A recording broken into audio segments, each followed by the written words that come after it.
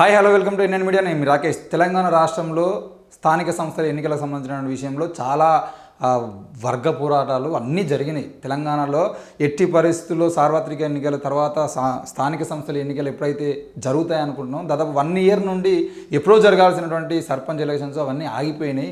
కేవలం బీసీలకు ఈరోజు వాళ్ళ వాటా పెంచాలనిపేసి బీసీలు ఒకవైపు నిరసన కార్యక్రమాలు, దాంతోపాటు ఆ ఎస్సీ వర్గీకరణ తర్వాత కూడా దీన్ని చేయాలనిపేసి కొంతమంది మాట్లాడడం అన్నీ జరుగుతున్న క్రమంలో ప్రభుత్వం కూడా 1 year నుండి సంవత్సరం నుండి సర్పంచుల పదవీకాలం ముగిసి 1 year అవుతున్నా కూడా ఇప్పటి వరకు మరి సర్పంచ్ ఎలక్షన్ జరిపిన పరిస్థితి లేదు. ఇన్ని పోరాటాలు జరిగిన తర్వాత కూడా మరి ఇప్పటికైనా ఏదైనా కొలిక్కి వచ్చి ఈ ఎన్నికలు జరుగుతాయా అని చెప్తే అవి కూడా కనబడేటువంటి పరిస్థితులు ఏం కనబడతలేవు. మరి తాజాగా ఈ గంటారావం పత్రికలో ఒక కథనం ఈరోజు రావడం జరిగింది. గంటారావం పత్రికలో వచ్చినటువంటి వార్త ఆధారంగా మనం చూస్తున్నట్లయితే తెలంగాణ ప్రభుత్వం రేవంత్ రెడ్డి గారు నిన్నగాక మొన్న దావోస్ 1,78,500 కోట్లు పట్టుకొచ్చిన అని చెప్పేసి డబ్బాలు కొట్టుకుంటున్న వ్యక్తి రేపు పొద్దున ఏ రోజు ఏ టైంకి ఎప్పుడు మన మీద బాంబు వేల్చేది తెలియదు.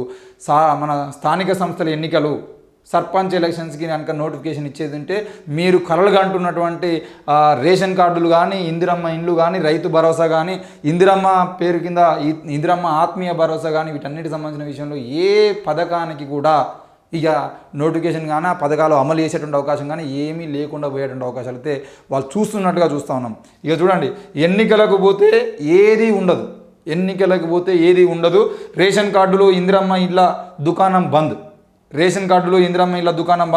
గతంలో తీసుకున్న దరఖాస్తులకే మోక్షం కరువు.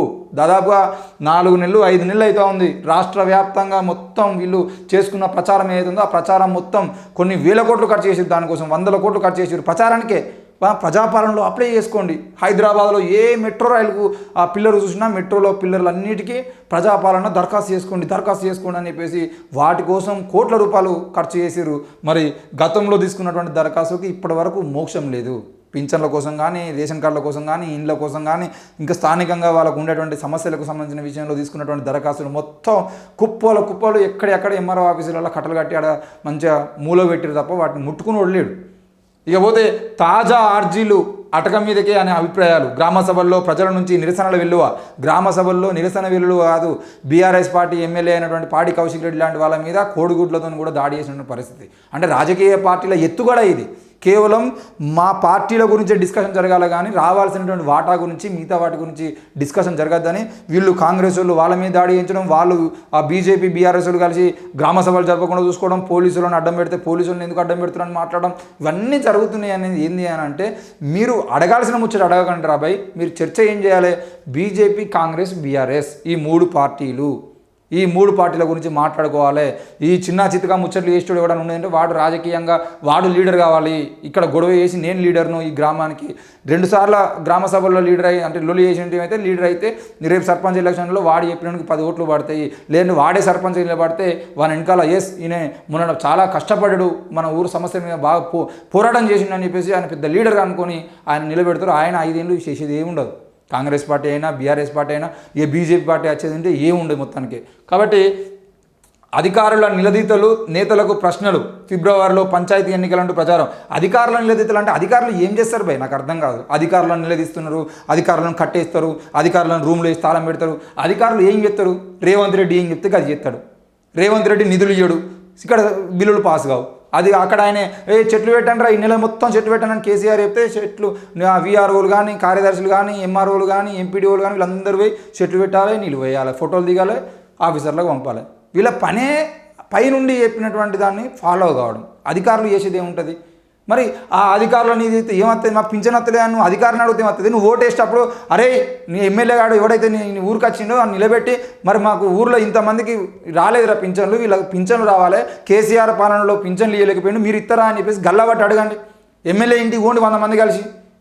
ఎమ్మెల్యే ఇంటికి పోవడం చేతగాక, మీ ఎంపీ ఇంటికి పోవడం చేతగాక, మీ మినిస్టర్ ఇంటికి పోవడం చేతగాక, రోడ్డు మీకు వచ్చి ధర్నా చేయడం చేతగాక, నీ హక్కును సంపాదించుకోవడం చేతగాక పోయి అధికారులు అనేది ఏమవుతుంది? అధికారుల చేతులు ఉన్నదా? రేపు పొద్దుగాల ఒక 1000 మందికి పింఛన్లు ఇవ్వని అని చెప్పేసి ఎంఆర్ఓ సంతకం పెడితే వస్తాయి ఆ పైసలు? వాడు ఫండ్ ఇవ్వాలి కదా పైన ఉన్నాడు.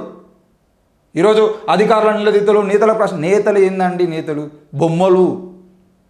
ఇక్కడ ఏ పని కావాలన్నా ప్రభుత్వంలో ఉన్నటువంటి ఆ మంత్రులు ఎవరైతే ఉన్నారో ఆ రెడ్డి సాబులు మాత్రమే పని చేయాలి తప్ప కిందున్నోళ్ళని మీరు ఏం అడిగినా దేనికి పనికిరాదు. పాడి కౌశిక్ రెడ్డి ఉన్నాడు ఫర్ ఎగ్జాంపుల్ మా ఎమ్మెల్యే, లేదంటే హుస్నాబాద్ పొన్నం ప్రభాకర్ సార్ ఉన్నాడు. హుస్నాబాద్ పొన్నం ప్రభాకర్ సార్ ఏం చెప్తాడు? ఆయనతో ఏం కాదు, వట్టిగా మంత్రి పదవిలో ఉన్నాడంటే మంత్రి పదవి గంతే. మళ్ళీ ఈయనకు ఏమైనా పైసలు కావాలంటే బడ్జెట్ కావాలంటే పోయి మళ్ళీ రేవంత్ అయ్యని అడగాల్సిందే. ఈ రెడ్డినో లేకపోతే ఇంకో రెడ్డినో ఈ రెడ్ల దగ్గర పోయి కూర్చొని రెడ్లను బతిలాడుకోవాల్సిందే. నిజంగానే బీసీ కమిషన్ బీసీ శాఖకి చైర్మన్ కదా, మరి ఈయనకి ఇవి ఇస్తాము, ఈయన బీసీ మంత్రిగా ఈయనకి ఇస్తాము, లేదంటే బీసీ కమిషన్ ప్రత్యేకంగా ఉన్నది వాళ్ళ వాటా ఇస్తాము, వాళ్ళ పనులు వాళ్ళు చేసుకుంటారనే ఆలోచన ఉందా అంటే ఏముండదు.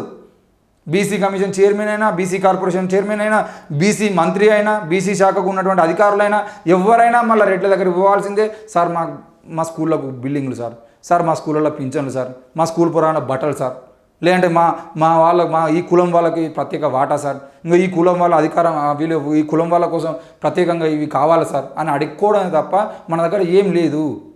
మీరు నేతలను ప్రశ్నించడం కాదు, ముఖ్యమంత్రిని ప్రశ్నించాలి. అంటే మీ మంత్రుల ఇళ్ళకు వాళ్ళ ఇళ్ళకు రెగ్యులర్గా పోయి మీరు గట్టిగా గొడవలు చేస్తూ ఉంటే ఆటోమేటిక్గా పైన ఉన్నటువంటి వాళ్ళ పూసలు కదులుతూ ఉంటాయి, వాళ్ళ కూర్చున్నటువంటి కుర్చీలు కదలాలి. ఇక్కడ తెలంగాణ ఉద్యమం చేస్తే ఢిల్లీలో ఏ విధంగా అయితే కదిలినాయో ఆ విధంగా మీరు మీ ఎమ్మెల్యేల దగ్గర, మీ ఎంపీల దగ్గర, మీ మినిస్టర్ల దగ్గర పోయి కూర్చుంటే తప్పకుండా పైన ఉన్నటువంటి వాళ్ళు ఇచ్చేటువంటి అవకాశం ఉంటుంది. పింఛన్ల కోసం ఇంతకుముందు నీళ్లు రాకపోతే నీళ్ళ పింఛన్లు పట్టుకొచ్చి రోడ్డు మీద కూర్చున్నటువంటి మా తెలంగాణ అక్కలు ఎందుకు ఈరోజు పింఛన్ల కోసం రాలేకపోతున్నారు? వితంతుల పింఛన్ల కోసం వితంతులు ఎందుకు రాలేకపోతున్నారు? ముసలిళ్ళ పింఛన్ కోసం ముసలిళ్ళు ఎందుకు రాలేకపోతున్నారు? ఎవరు వీళ్ళని ఆపుతున్నారు, మభ్యపెడుతున్నారు? వీటన్నిటిని గురించి సంబంధించిన విషయంలో ఆలోచన చేయాల్సిన అవసరం ఉన్నది. ఫిబ్రవరిలో పంచాయతీ ఎన్నికలంటూ ప్రచారం జరుగుతుంది.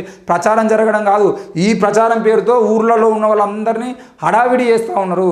సర్పంచ్ ఎలక్షన్స్కి ముందే దాదాపు ఇప్పటికే 6 నెలల నుండి తాగిస్తూ ఉన్నారు, తినిపించడం తినిపిస్తూ ఉన్నారు, తిరిగించుకుంటారు. దాదాపు ఒక్కొక్క సర్పంచ్ అభ్యర్థిగా నిలబడాలనుకునే వ్యక్తికి ఇప్పటికే 5-6 లక్షలు ఖర్చు అయినాయంట.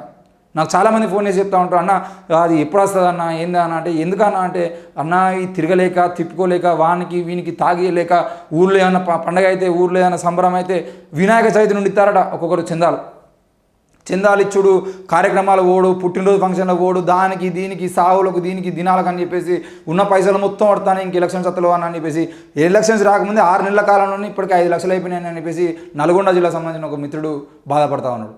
అంటే ఇప్పటికే ఫిబ్రవరిలో పంచాయతీ ఎన్నికలు అని చెప్తే ఉంటారు, గ్రామంలో ఉన్న వాళ్ళందరూ హడావిడి చేస్తూ ఉంటారు. మిగతా ముచ్చట్లు మాట్లాడకూడదు, సర్పంచ్ ఎలక్షన్లు వస్తాయట, మనం ఏం చేద్దాం, మనం ఎవరిని గెలిపించుకుందాం, ఇవే ముచ్చట్లలో మనం బిజీ అయిపోతాం. వాడు చేసేది మాత్రం ఏముండదు. ఇప్పటి వరకు 6 గ్యారంటీలు ఒక్కటి కూడా పూర్తి స్థాయిలో, ఏదో మీద ఫ్రీ బస్సు, ఫ్రీ కరెంటు అని చెప్పారు కానీ లోపల ఉన్నటువంటి మిగతా అన్నిటికి సంబంధించినటువంటి వాటిని మాత్రం పట్టించుకున్నటువంటి పరిస్థితి లేదు. మిగతా ఎలక్ట్రిక్ స్కూటీలు ఏమైనాయి, అమ్మాయిలకు సంబంధించిన విషయంలో మిగతా అవన్నీ ఏమైనాయి అని చెప్పేసి కనీసం వాళ్ళని అడుగుతున్నాడు. అదే నిజమైతే దరఖాస్తుల దర్వాజాలు మూసివేస్తే ప్రభుత్వ ఆలోచన కూడా అదే అనేది మనకు తెలుస్తూ ఉంది. అంటే ప్రభుత్వ ఆలోచన ఏంటి అని అంటే ఎలక్షన్లకు పోవాలి, ఎలక్షన్లకు పోయేది ఉంటే మనకు ఈ పథకాలను అమలు చేయాలనే ఆలోచన రాదు. ఆలోచన కాదు, అసలు ప్రతిపక్షానికి కూడా అవకాశం ఉండదు. ప్రతిపక్షం యొక్క నోరు మూసేసేటువంటి ప్రయత్నం కూడా జరుగుతుంది. రేషన్ కార్డులు, ఇందిరమ్మ ఇళ్ళ దుకాణం బంద్. ఈ ఏడాది కాలంగా 6 గ్యారంటీల అమలుపై ప్రభుత్వం ఊరిస్తూనే ఉంది. అధికారం చేపట్టిన 100 రోజుల్లోనే అన్ని హామీలు నెరవేరుస్తామని కాంగ్రెస్ పార్టీ గల్లీ నేతల నుంచి ఢిల్లీ లీడర్ల వరకు ఊదరగొట్టారు. బీసీ డిక్లరేషను, రైతు డిక్లరేషను, మహిళా డిక్లరేషన్ అంటూ డప్పులు కొట్టారు. తీరా 100 రోజులు కాదుగా ఏకంగా 400 రోజులకు పైగా గడిచిపోయింది. కానీ అసలు హామీలు అటకెక్కించి ప్రభుత్వాది నేతలు ఉట్టి పూజ చేస్తున్నారు. ఎక్కడ మీటింగ్ జరిగినా ఇదిగో వచ్చింది, అదిగో వచ్చింది అంటూ ప్రజలను ఆశల పల్లకిలో ఊరేగిస్తున్నారు తప్ప ఊరడింపు చర్యలు కూడా తీసుకోవట్లేదు. పైపెచ్చు అర్హులను వెతుకుతున్నామని చెప్పేసి సర్వేల పేరిట దరఖాస్తుల సాకుతో జనాలను గందరగోళానికి గురి చేస్తూ ఉన్నారు. వాస్తవానికి కాంగ్రెస్ పార్టీ ఇచ్చిన 6 గ్యారంటీలు ఆర్థికంగా ముడిపడి ఉన్నవే. సర్కారు ఖజానేమో దినసరి కూలీల జీవనంలా మారింది. సర్కారుకు ఆదాయమైన సమకూరాలి లేదా అప్పు చేయాల్సిన పరిస్థితి అయినా ఉంటుంది. ఇప్పటికే లక్షల కోట్లలో అప్పులు తెచ్చామని, ఇంకా తీసుకొస్తామని ప్రభుత్వాధినేతలు స్వయంగా చట్టసభ వేదికగా సెలవిచ్చారు. అందుకే పథకాలు అమలు చేయలేకపోతున్నామని, ఇక చేయడం కూడా సాధ్యం కాదని ఏకంగా ముఖ్యమంత్రియే సభలో ప్రకటించారు. అయినా ప్రజలను బుజ్జగించడానికి మైకుల ముందు తాము ఇచ్చిన హామీలను ఒక్కొక్కటిగా అమలు చేస్తామని చెబుతూ వస్తున్నారు. ఇదే క్రమంలో ప్రజల నుంచి నిరసనలు ఎదుర్కొంటున్నారు. పథకాల గురించి అడిగిన వారందరినీ ప్రతిపక్ష పార్టీ ముఠాగా అంటగట్టుతూ ఉన్నారు. పథకాల గురించి వీళ్ళు చెప్పిన పథకాల గురించి అడిగితే ఈరోజు ఖజానా ఖాళీ లేదు, మొత్తం ఉన్న సొమ్మంతా కేసీఆర్ గారు లక్షల కోట్లు అప్పు చేసిపోయారండి. అప్పుడు తెలియదా నీకు పథకాల గురించి చెప్పేటప్పుడు? గ్యారంటీలు అమలు చేసేటప్పుడు తెలియదా? గ్యారంటీలు ప్రకటించేటప్పుడు తెలియదా మీకు? కేసీఆర్ అప్పు చేసిండు, మనం అధికారంలోకి వచ్చి అంటే పుష్కున అధికారంలోకి వచ్చేది ఉంటే పుసుకున్న అధికారంలోకి వచ్చేదంటే ఈరోజు మనం ఇచ్చినటువంటి హామీలన్నీ నెరవేర్చడానికి మన దగ్గర డబ్బులు ఉండవు, ఖజానా లేదు, కేసీఆర్ మొత్తం ఖాళీ చేసిన విషయం అప్పుడు సోయలేదా? ఈరోజు మాట్లాడుతూ ఉన్నటువంటి కాంగ్రెస్ పార్టీ నాయకులు సమానం చెప్పాలి. ఎవడు అడిగిండి మిమ్మల్ని అన్నిగానం పథకాలు? మీరు అధికారంలో రావడం కోసం పథకాలను అడ్డం పెట్టుకుని అధికారంలోకి వచ్చిన తర్వాత ఖాళీ లేదు, పైసలు లేవు అని చెప్పేసి కేసీఆర్ మీద నిందలేసుడు కాదు కదా. ఈరోజు కేసీఆర్ అప్పు చేసిండు, అవును భయ్ అప్పు చేసి పథకాలు సాధించిండు, పథకాలు తీసుకొచ్చిండు, ఆయన చెప్పినటువంటి కాళేశ్వరమో ఇంకేదో చేసిండు. మరి మీరు చేసిన దానికి అప్పు చేస్తారా ఏం చేస్తారా? ఎవడు ఇవ్వమన్నాడు? అసలు ఫ్రీ బస్ ఎవరు ఇవ్వన్నారు? మేము ఫ్రీ కరెంట్ ఎవరు ఇవ్వన్నారు? మా కొడుకులకు ఉద్యోగాలు ఇస్తాము, మీ బిడ్డలకు మంచి చదువు చెప్తాము, మీ బిడ్డలకు మంచి వైద్యం అవుతుంది, మీకు మంచి వైద్యం అవుతుంది, వైద్యం, ఉచిత విద్యుత్, వీటికి సంబంధించిన విషయం మాట్లాడాలంటే మీరు బస్సులలో పోతే ఫ్రీ. ఎంతమంది వేరండి బస్సులలో? ఈ కాంగ్రెస్ గవర్నమెంట్ రేపు మళ్ళీ ఒక వీడియో చేస్తా. ఇప్పటి వరకు కాంగ్రెస్ గవర్నమెంట్ చెప్పింది ఫ్రీ బస్సు అని చెప్పేసి, ఫ్రీ బస్సు చేసినావు, మరి అప్పటికే బస్సులు సరిపోతలేవు అని చెప్పేసి చాలామంది మాట్లాడుతూ ఉంటే ఉన్న డిపోలు మూసుకోవడానికి అద్దె బస్సులను నడుపుకుంటూ ఉన్న డిపోలు సరిగా మూతపడతా ఉంటే నువ్వు ఎన్ని బస్సులు పెంచినావు గవర్నమెంట్ నుండి?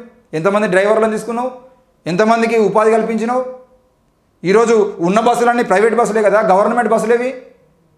2022 నుండి అడుగుతూ ఉన్నది ఆర్టీసీ యాజమాన్యం, మాకు ఇన్ని బస్సులు కావాలని. ఇప్పటి వరకు ఒక బస్సు కూడా ఇవ్వకపోతుంది కదా. మీరు ఉన్న బస్సులన్నీ మూలపడుతూ ఉన్నాయి, రోజుకు మూలపడే బస్సులు పెరిగిపోతూ ఉంటే మీరు కొత్త బస్సులు ఒకటని ఇచ్చిర్రా? ఏం చేయకుండా ఈరోజు ప్రభుత్వ పథకాలు ఏమీ అమలు చేయకుండా ఎలక్షన్స్కి పోతే ఎలక్షన్లో ఏమవుతుంది? ఎలక్షన్ నోటిఫికేషన్ ఇచ్చిన తర్వాత 45 రోజులు 50 రోజులు అవసరమైతే 2 నెలల కాలం పాటు ఏ పథకాలు అమలు చేయాల్సిన అవసరం లేదు, 2 నెలలు కాలు మీద కాలు వేసుకొని మనం ఎంజాయ్ చేయొచ్చు అనే భ్రమలో ఉన్నారు. అదే భ్రమలో కనుక ఏ ఒక్క పథకం కూడా అమలు చేయకుండా మీరు కనుక ఎలక్షన్స్కి పోతే, ఒక్క పథకం కాదు ఉన్న పథకాలు మినిమం 6 గ్యారంటీలలో ఒక్కొక్క గ్యారంటీలో మళ్ళీ ఒక్కొక్కటి అప్లై చేస్తే తప్ప మీకు సర్పంచ్ ఎలక్షన్లలో మీ యొక్క ఖాతాలు తెరిచేటువంటి అవకాశం ఉంటుంది. లేకపోతే మాత్రం ఇప్పటికే గ్రామాన చేస్తున్నటువంటి సర్వేలలో దాదాపుగా ఇప్పటికిప్పుడు మళ్ళీ బై ఎలక్షన్స్ వచ్చినా కూడా కాంగ్రెస్ పార్టీ ఓడిపోతుంది అనేటువంటి రిపోర్ట్లు కనబడుతూ ఉన్నాయి. కాబట్టి మరి దానికి సంబంధించిన విషయంలో కాంగ్రెస్ పార్టీ జాగ్రత్తగా ఆలోచించి ముందడుగు వేస్తేనే బాగుపడుతుంది. లేకపోతే మాత్రం కాంగ్రెస్ పార్టీ స్థానిక సంస్థల ఎన్నికల్లో తప్పకుండా కాంగ్రెస్ పార్టీ తన వ్యతిరేకతను ప్రజల నుండి చూసేటువంటి పరిస్థితులు కనబడతా ఉన్నాయి. మరి దయచేసి ఇప్పటికైనా ఇచ్చినటువంటి గ్యారెంటీలు ఏవైతే ఉన్నాయో ఆ గ్యారెంటీలను అమలు చేసేటువంటి పరిస్థితి తీసుకురావాలి, అమలు చేయాలి. కనీసం కొత్త రేషన్ కార్డులు ఇందిరమ్మ ప్రకటన చేసి వాళ్ళకు ఊరటనియ్యాలని చెప్పేసి మేము కోరుతా ఉన్నాం. చూస్తూనే ఉండండి ఎన్ఎన్ మీడియా. Thank you.